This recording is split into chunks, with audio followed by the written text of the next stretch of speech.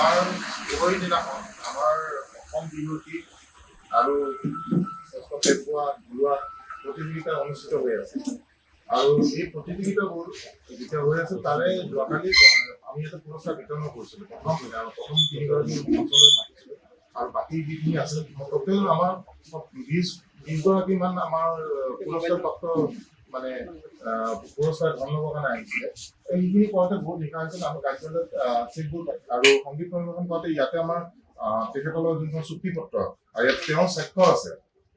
আছে তেখেতৰ স্বাক্ষৰ ইয়াতে 2 নম্বৰ পইণ্টটো আছে যে জাতীয় সাজপাৰ পৰিধান কৰিহে আমাৰ মঞ্চত উঠিব লাগিব আৰু মঞ্চত উঠিলে তেওঁ এইটো অপৰিহাৰ্য আমাৰ তেওঁৰ বাধ্যতামূলক আৰু তাৰপিছত পঞ্চম কথা হৈছে তাতে আমাৰ সভাপতি সাধাৰণ সম্পাদক সাংস্কৃতিক বিভাগৰ সভাপতি সম্পাদকে কিবা এটা ধৰা ইছ্যু কিয় হলে এই ইছ্যুটো আমাৰ হস্তক্ষেপ কৰা ইয়াতে অধিকাৰ দিছে আৰু এইটো তেওঁ স্বাক্ষৰিত তেওঁ নিজে স্বাক্ষৰ কৰিছে এতিয়া কথাটো হ'ল তেওঁ যেতিয়া সংগীত অনুষ্ঠান পৰিৱেশন কৰিছে তেখেতৰ হাজবেণ্ড দিগন্ত ভাৰতী আমি দিগন্ত ভাৰতী কিন্তু মঞ্চলৈ মাতা নাছিলো আমি তেওঁক নিমন্ত্ৰিত কৰাও নাই কিন্তু হয়তো তেওঁ নিজে যে সংগীত অনুষ্ঠান পৰিৱেশন কৰিছে তেখেত আহিছে আৰু তেওঁ তেওঁ কেইজনমান শিল্পীয়ে ইয়াতে অনুষ্ঠানো চাই আছিলে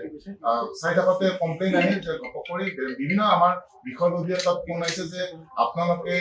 যিহেতু বাকী শিল্পীসকলক মঞ্চত উঠিব নিদিয়ে জাতীয় সাজপাৰ নহলে এই দিগন্ত ভাৰতী কেনেকে মঞ্চত উঠে অভিযোগটো কিন্তু শিল্পীৰ ফালৰ পৰা কেইবাজনো শিল্পীয়ে কিন্তু কৈছে আমাৰো মানুহে কমপ্লেইন দিছে তেতিয়া মই অফিচৰ পৰা ততাতৈয়াকৈ দৌৰি গৈছো আৰু মোৰ লগত কালচাৰ সভাপতি সম্পাদকক সুধিছো যে আপোনালোকে দিগন্ত ভাৰতী মাতিছে নেকি তেওঁলোকে কৈছে যে আমি নিমন্ত্ৰণ কৰা নাই আমি মঞ্চলৈ নিমন্ত্ৰণ কৰি থকা নাই তেতিয়া তেওঁ মোক ক'লে মই আপোনালোক সকলোৱে অৱগত এইটো নহয় বুলি আপোনালোকে কওক তেতিয়াহ'লে বিহু বছৰত বিহুৱানখন দিছে এইটো অপৰাধ নহয় কিন্তু যদি কোনোবা এজন হ'ব পাৰে সেইটো দায়িত্ব যদি আমাৰ কোনোবা ব্যক্তিয়ে যদি কনচাৰ্ণ ব্যক্তি নহয় মই কৈ আছো বাৰম্বাৰ কৈছো আমাৰ যদি কনচাৰ্ণ ব্যক্তিয়ে কৰিলে হয় আজি সাংস্কৃতিক বিভাগৰ সভাপতি সম্পাদকে কৰিলে তেতিয়া এইটো নিশ্চয় ভুল হ'লে কিন্তু যদি আমাৰ আনকনচাৰ্ণ এতিয়া চাওক মই এটা কথা কৈছো আমাৰ 400ৰো অধিক মেম্বাৰ আছে 400 মেম্বাৰৰ কোন কাৰ লগত সম্পৰ্কটো মই নাজানো কাৰোবাৰ লগত হয়তো ব্যক্তিগত সম্পৰ্ক হ'ব পাৰে ঘৰুৱা সম্পৰ্ক হ'ব পাৰে হয়তো তেওঁ হয়তো ক'লে যে ভাল লগাবৰ কাৰণে তুমি মাতি দিবা মই মাতি দিলো কিন্তু এইটোতো অসম্ভৱ কাৰণেইতো মই কৈ আছো যে আমাৰ বিষয়ববীয়া কিবা কৰিছে নেকি